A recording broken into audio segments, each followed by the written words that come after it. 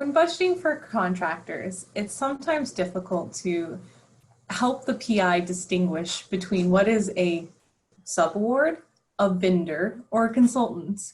I've come up with this analogy that I find can be helpful, so bear with me. If we are the Earth and the prime recipient of the grant, we have assembled a statement of work, a proposal narrative that includes all aspects of the statement of work. So this would include any eventual subawards or consultants underneath and in that, incorporated into that.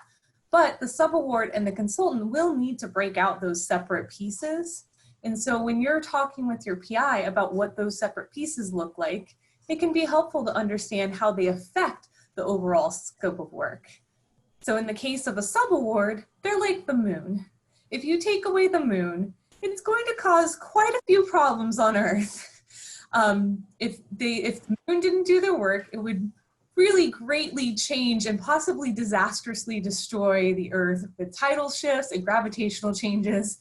We would really want to ensure that the integral part of that work would be maintained. It would be very difficult to replace the moon. Maybe eventually we could do it, but it would be very hard to find a new moon. Whereas with a vendor or a consultant, they are more like a satellite. Satellites perform important functions, but if a satellite goes out, you can generally find a substitute. It's sometimes incomplete or of lesser quality, but they can generally potentially perform most of the work that you had planned. So the loss of a vendor or consultant doesn't really affect that overall statement of work, and they're not truly a project partner in the way that a subawardee is. I love Liz's analogy, and I think I'm going to start using my PIs. But now we're going to dive a little bit more deeply into how to make this determination, as well as some of the implications.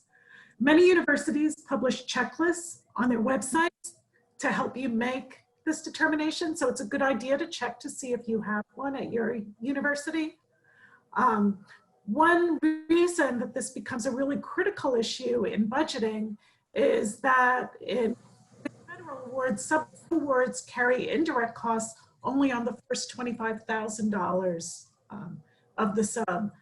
Whereas for vendors and consultants, indirect costs are assessed on the full amount of their work product. So this can have a huge impact on the budget. That means if you're not sure what the classification should be, it's a good idea to talk to your post-award folks to be sure that you're making the right decision, because if you make the wrong one, there could be a budget shortfall upon award. A bit of detail about each category. With subawards, as Liz mentioned, the work is critical to the science of the project, and the lead is likely to show up as a co-PI on your proposal. The sub is going to retain IP rights and will definitely be involved in publications. With subaward agreements, all the terms and conditions flow down from the prime contract, and typically the funding is quite a large part of the project. It can be up to 50% for a two-partner project, and even more if there are multiple subs. Typically, the prime will want to retain the largest amount overall.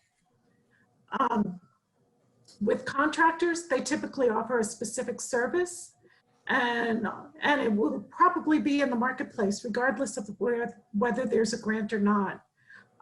Examples include testing samples, providing routine analysis that may require specialized equipment that your university doesn't have access to, etc. Contractors often price in terms of an hourly, daily, or per service rate, so it looks very different than the way we price our budgets. And finally, their contract will typically reflect their business type, and you would typically not go down the terms from your prime award to them. Their work tends to also be a smaller part of the project.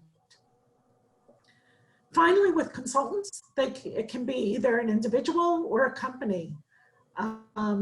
The key thing you want to do is to ask whether they are providing a scientific contribution or working under your direction. If the latter, they are considered consultants. You often see consultants serving as project evaluators, Perhaps it's individuals delivering workshops as part of the project or serving as an advisory board member. Keep in mind also that sometimes you have internal consultants. They may be providing these services as part of a project. In these cases, you would not budget them on the consultant line. They have to be budgeted as personnel. In most cases, you'll need to document the participation of contractors in the project. Because of this, you will want to build in time to gather the letters of commitment or subaward materials that need to be included in your application.